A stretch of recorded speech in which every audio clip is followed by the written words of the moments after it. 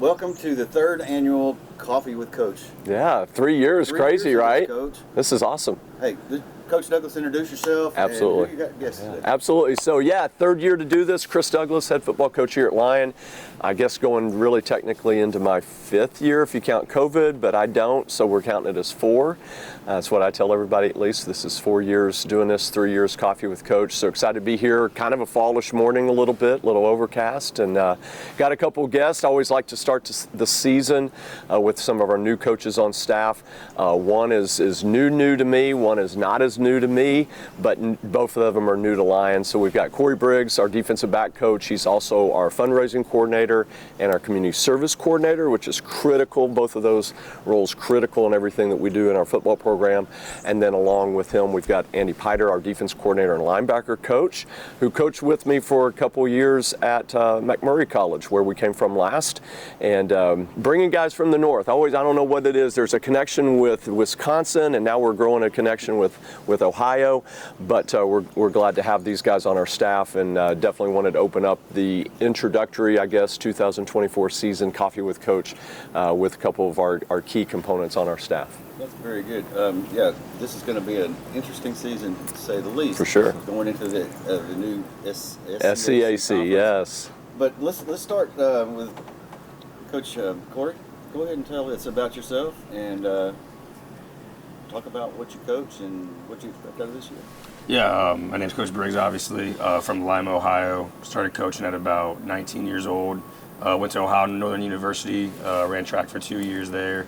Nice little career, but then just really wanted to get into coaching and started off with an exercise physiology major there. And then got to intern with the Oregon Ducks after my junior year of college for a little internship, which was pretty awesome in the strength and conditioning room. And then after I finished my senior year of college, I then went to Ohio State, where I got my master's degree in sports coaching as well with my exercise physiology major, and thought I was going to be in the strength and conditioning world the rest of my life.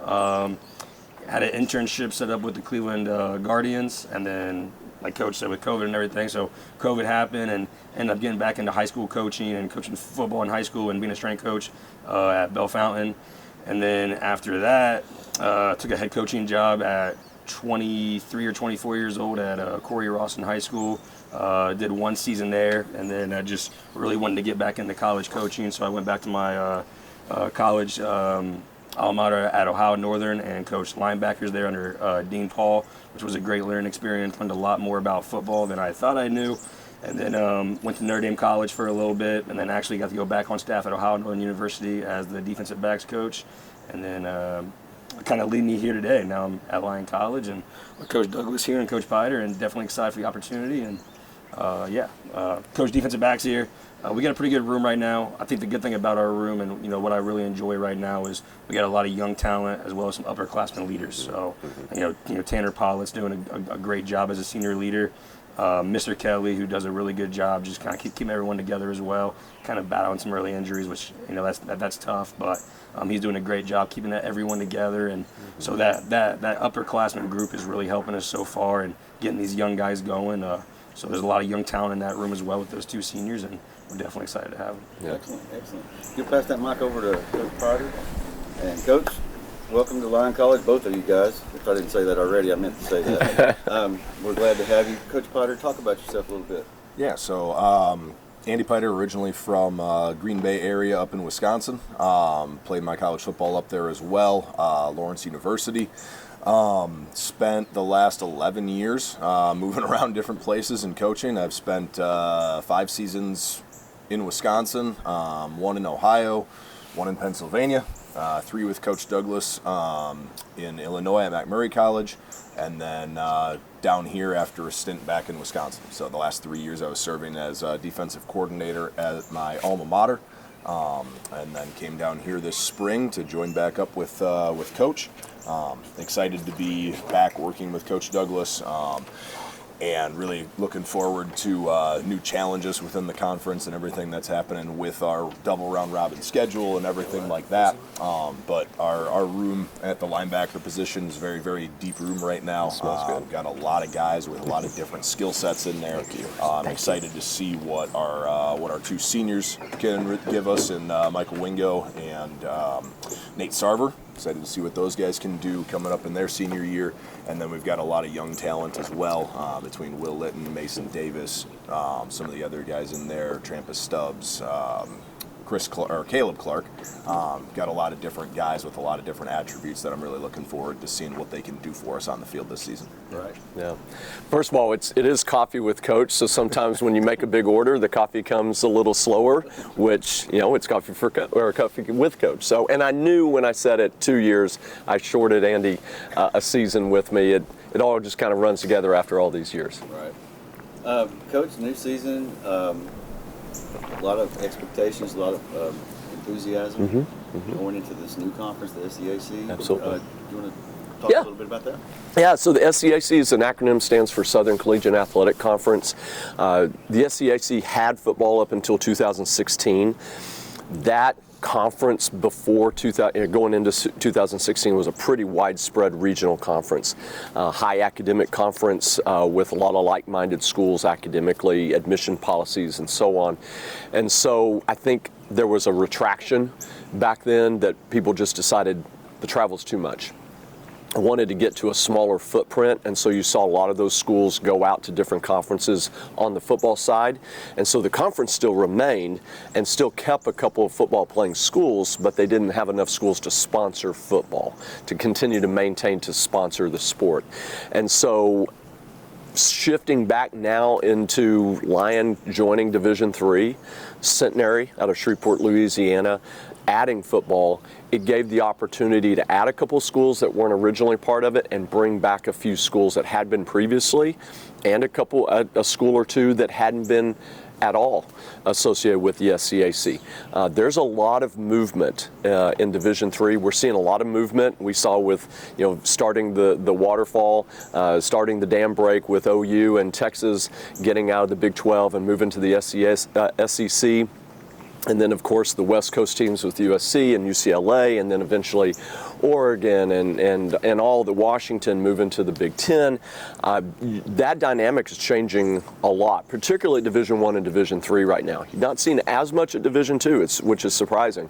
You've seen some Division IIs going up, but you're not really seeing too much conference realignment. This is the tip of it really in Division III. We've seen a lot of movement in the East with some schools joining the Landmark Conference, and that conference now sponsoring football, which they had not previously.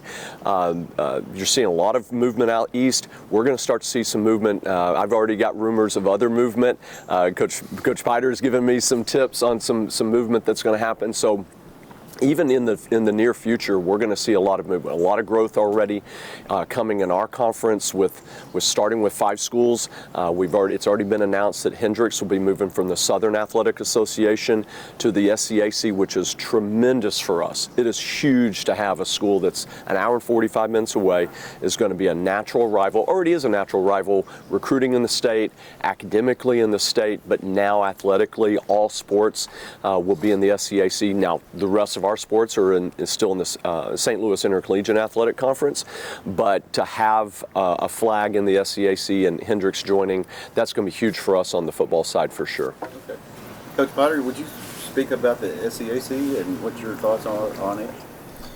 Yeah, my knowledge of the SCAC has really been over the last 6 months or so, being Northern football for the majority of my life, but as Coach mentioned, I know there's a lot of similarities school-wise between ourselves, McMurray, Austin College, Centenary, and TLU, the other members right now. Obviously, I know a little bit more about Hendrix just being local, but it's going to be definitely a difference for us going in this year with a group of schools that has played high-level Division III opponents over the last 10 years plus with being in the American Southwest Conference. So knowing where they're coming from, I know it's going to be a challenging year just with that experience that they have, but excited about it because we've got a lot of young talent on our roster. We've got that mixed with some older talent that we've talked about already, but just knowing that transition for everybody is kind of happening this year, mixing that SCAC in together.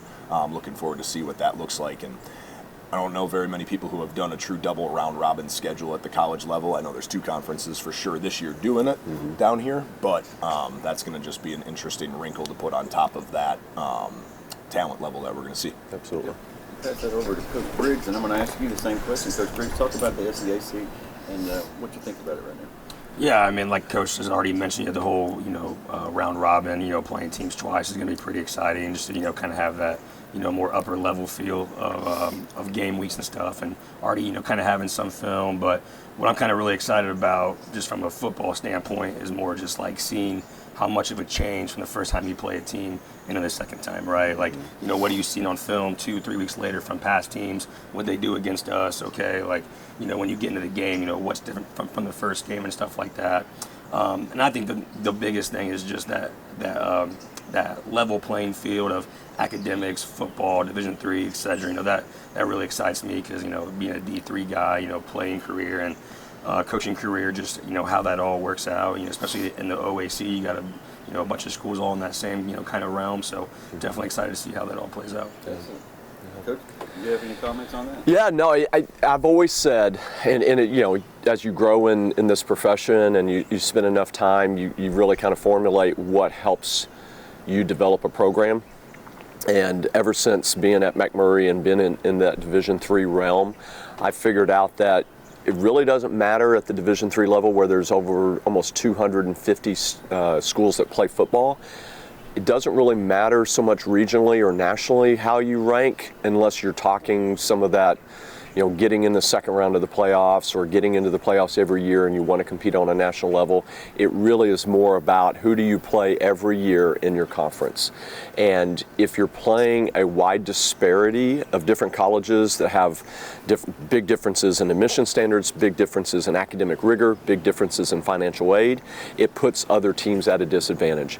And so it's really important, and I think a lot of Division III conferences do it the right way, not all, but a lot do, in that they're very particular about who they let in a conference to make sure that there's as much of a fit between those schools as possible. And that's why I'm so excited about the SEAC. Is yes, it is Texas, it is McMurray and Abilene, it is Texas Lutheran and Seguin, it is Austin College and Sherman, and eventually, we're going to be adding Schreiner in 2026, adding football.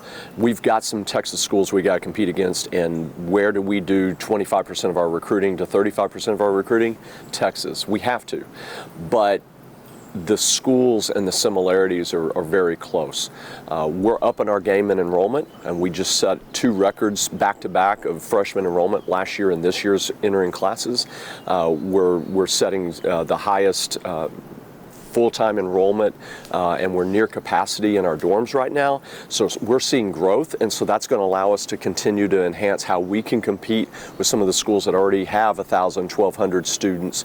But academically, there's a lot of similarities with all the schools. Centenary is known to be a very, very strong academic school. Austin College, I think, is almost a mirror of us academically. McMurray is very similar to us. Texas Lutheran's in that realm as well. So having that similarity is really important. Having those commonalities, it just gives you more of an equal footing in recruiting.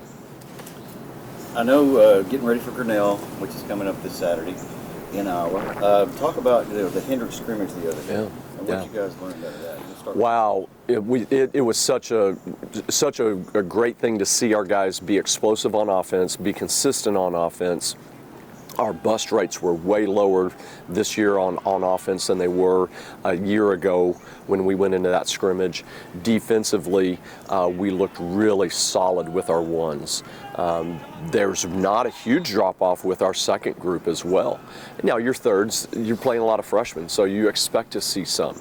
But I was just really impressed with how we matched up with a team that's been in a very strong conference in the SAA for several years. I mean, they've got Trinity out of Texas. I mean, to me, that's the model in the South. It's Trinity. As far as private school, high academic, but just killing it on the field for the last 3 years. And they're coming out of a conference with those guys and playing in a conference with Barry out of Georgia, which is a top 25 school every year. And so I really liked how we matched up. So I feel like programmatically and just the players that we have in our program, we're continuing to follow the model that we established. We're starting to see some of that pay off now in the size of our guys on the lines. We're starting to see some of the talent and the skill positions. We still got a long way to go, don't get me wrong.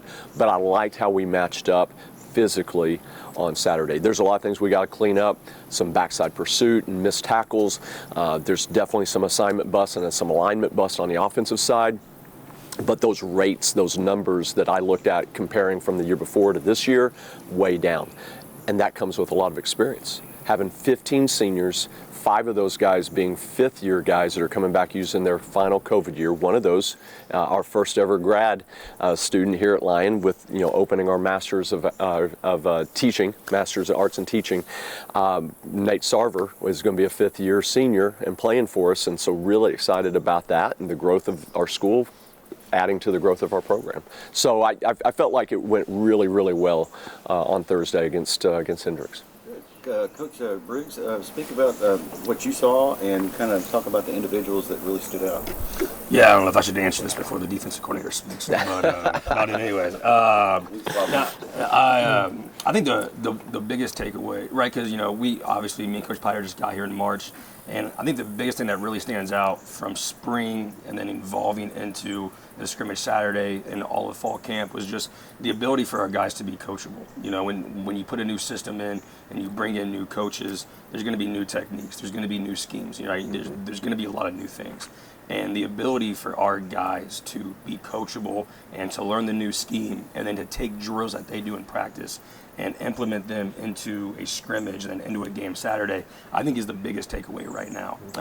You talk about, I don't know how much cover 3 we played last year. I know it wasn't as much. Tanner Paulette does a really good cover 3 drop out into the curl flat, gets a pick 6, right? You're talking about a senior leader who's had the same defensive coordinator for 2-3 years. New staff comes in, new DB coach comes in, and the ability for him to be coachable and make that play and be excited with his teammates is a big thing. Talk about a freshman corner who played wide receiver in college, only been playing DB for 9-10 days, maybe a little DB experience in high school. We're down in the red zone near the goal line, and we worked a drill 2 days before the scrimmage. And he goes and he executes that and gets a big pass breakup on a fade ball in the down near the goal line. So when you see all those things come into place after running the drill and doing it in practice through spring and fall, I think that's the biggest takeaway right now is our leaders being able to help the young guys and their ability to be coachable, on the practice field, in the film room, etc., making us better. Good deal. Pass that on to Coach Potter. Coach Potter, basically the same question to you, or defensive coordinator at Hendrix, the scrimmage. What did you see? Yeah, I would echo a lot of things that Coach Briggs said. Seeing the growth and the transition of our guys over the last 6 months plus, obviously the first 2 weeks or so of camp, in this 24 season has been awesome, and seeing them move those pieces from practice to scrimmage and now as we go into game week. But overall, I think they've done a really, really good job of adapting to the changes. I know they've been coached well previously. I have a lot of respect for Coach Root and the things that he did for the last couple of seasons.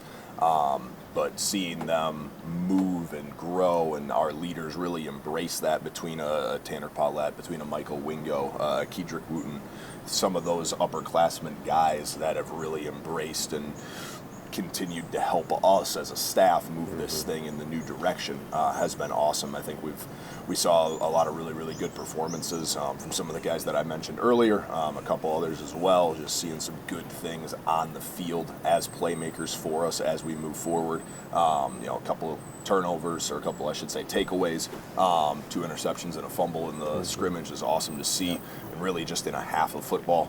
So that was awesome, a couple sacks, and really seeing what we've got to continue to improve on now with one more day of practice here before we go into the Grinnell game. Just continue those things Coach mentioned, it, the tackling angles, or I should say the pursuit angles, along with just fundamentals of tackling, which is something that we've been preaching since we got here, and something that I spoke with guys on my interview about, trying to continue to improve that. So we've made strides there, but continuing to get better at it, and the focus is always on us, right? Yeah. Going into a new conference where we don't necessarily know the teams that we're playing until we get there that first time. Going into this non-conference game in a new season where you don't necessarily know who's going to be there in the 2 deep and be around, it's always the focus is on us, especially defensively. We can only control what we do on the field. So having that individual mindset of doing my 1/11th and having the correct techniques and fundamentals, and we'll be all right. It's when those things break down that there become issues. Yeah. Gotcha. Well, let's talk about Grinnell, Coach. Sure, absolutely. Tell me a little bit about Grinnell this year. I know last year we opened with a win against them here. Absolutely. Yeah. Well, first of all, just a reminder, Grinnell plays in the Midwest Conference, one that we're very familiar with, Coach Piter and I, having played in it, coached in it, been around it when we were in up at McMurray, and saw the school just down the road, 12 blocks down the road from where we were at in that same conference. So there's a lot of familiarity with just the style of play of that entire conference and the speed and the physicality in that conference. And then to be able to get Grinnell on our schedule last year was really, really great. It's one of the highest academic schools in the nation, not even just the Midwest. When people say, and I think I probably said this last year, when people use the kind of the joke, the Harvard of the Midwest, they ain't kidding there. They literally are the Harvard of the Midwest, and so it's a pretty cool deal to play such a high academic school, one that's had a lot of success not too long ago, going into the early mid 2000 or 2000 teens, but we're really gratified to be able to return that trip. Would love to continue to play them. Hopefully it'll work out one of these days. We can continue this association, this relationship.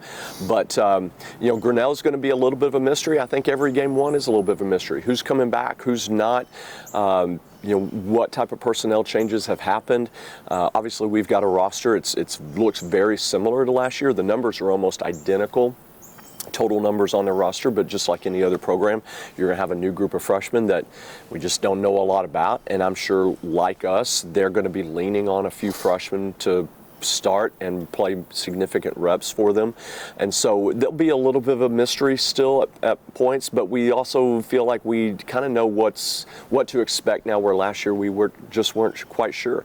We feel like we're going to continue to see a 4-man front and 2 high safety system on defense.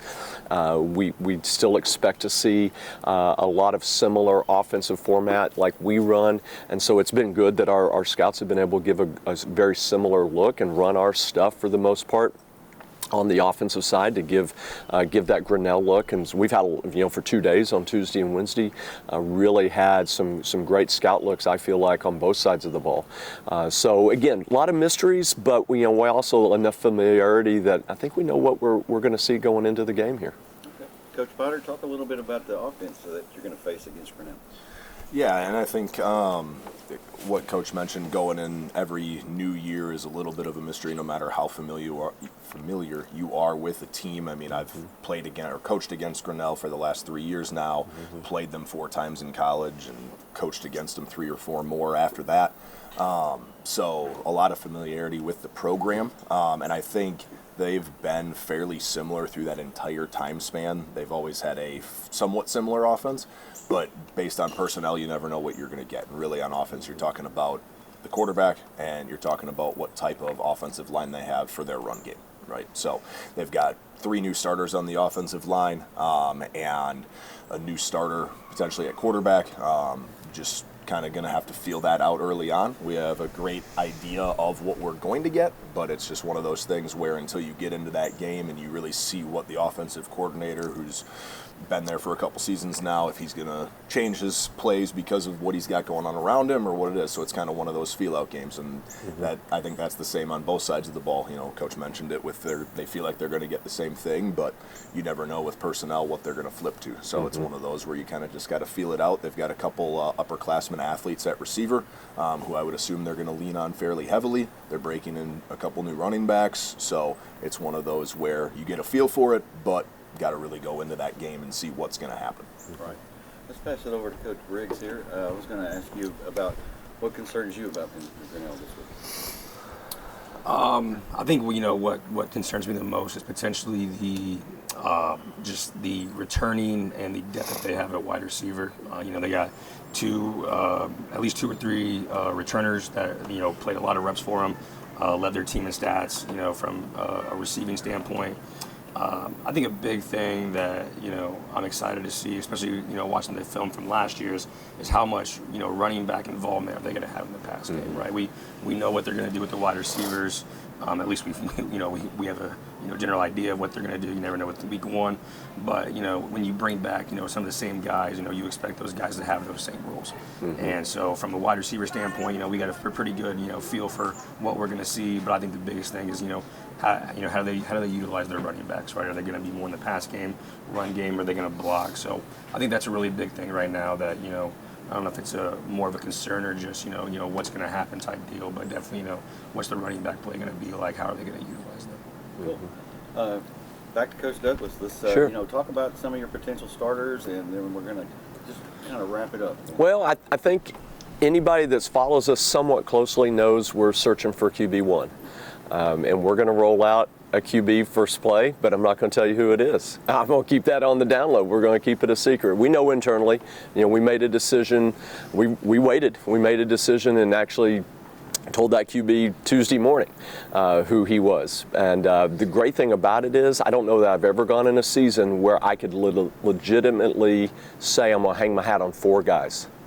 Never 4 guys. It's always been maybe between 2, occasionally a third is like, okay, I feel like he can compete. We literally could start 1 of 4 guys and I would be just about as comfortable with any of them.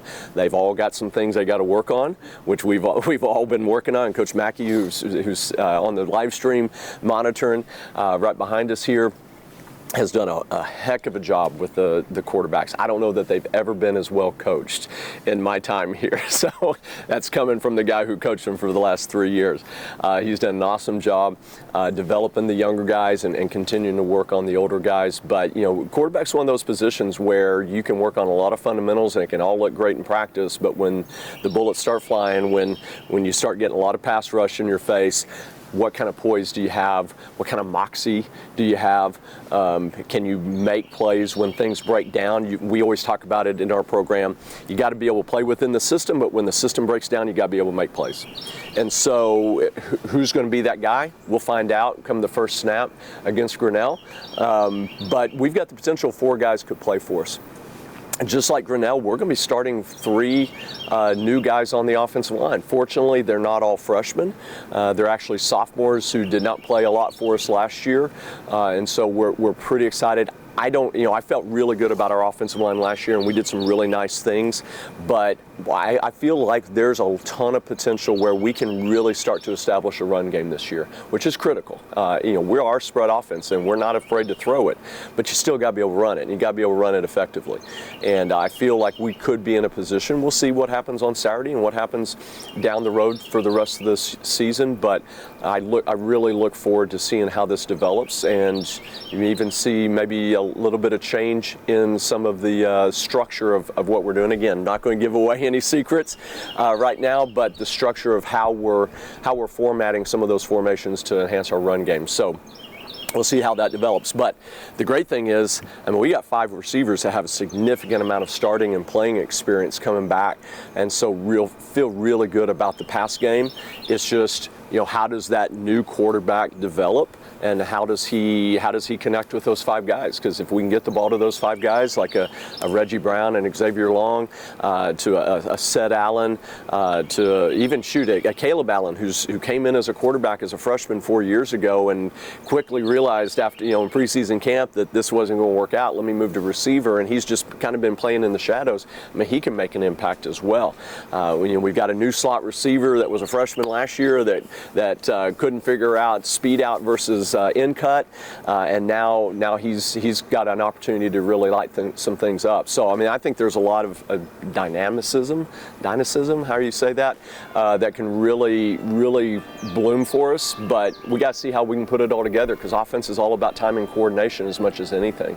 And then defensively, as the guys have said, a slight change in the scheme from what we've done with Coach Root laying a foundation when we got here 4 years ago, to now kind of coming, I guess, kind of McMurray full circle, back to Coach Piter, taking what we've done and growing it and fitting it to some of our personnel, I really feel good about where we're at. And again, just as guys get older and more experience, that's huge, particularly at the Division III level. Yeah, we got transfer portal, but transfer portal is not how we build our program. We build our program through development, and it's year-round development too. We don't just rack them and sack them around here and roll out the balls in August and we'll see you again when it comes camp time. This is a full-year endeavor. If you want to play college sports and you want to be competitive, it's a daily process and it's daily work that's got to happen. And so I'm really excited about just really, as a head coach, programmatically how we've evolved, how we've continued to follow the process though, and to get to where we're at, where I feel like we can compete in this conference. Who cares what the preseason rankings say? Doesn't really matter. That's why we get to play the games on Saturday, and it's a new day. I put no expectations except for us to play our best every day and get better every day. Awesome. Anything else you'd like to add, guys? Anybody? I don't think so. Okay, hey, on behalf of Coach Corey Briggs, Andy Potter, Coach Chris Douglas, we appreciate you. Absolutely. Grinnell game, is it 6 o'clock? No, we are 1 o'clock kick. Grinnell has grass and no lights, so this is going to be kind of again full circle again, going to back to McMurray, but unique for our guys. And I was really surprised, just kind of to segue off of that. We had our team meeting, kind of introduction to Grinnell early in the week, and I said, hey, raise your hands, any of you guys that have never played on grass, a game on grass before in high school. Didn't have as many hands go up as I thought I would, but we got a significant number of guys that have never seen grass for a game day. So it should be interesting, and again, opening the season at 1 o'clock. Great thing is, I don't think it's going to be smoking hot. Right now they're saying about 59 at warm-ups and maybe 61 at kickoff, and then a high of 69 to 71. So it's going to be incredible. Terrible. Great fall weather, right? Well, congratulations on starting a new season. We appreciate you guys so much for being here. And Martin, we appreciate you coming out early in the morning to do these, and we'll continue to do them, and looking forward to continuing to meet at the Salty Dog and get our coffees and do our live stream and post it on the website for later. Well, thank you, sir. I appreciate you saying that. Hey, everybody check out lionscots.com for the live stream of the game at 1 o'clock against Grinnell. Go Scots! Go Scots!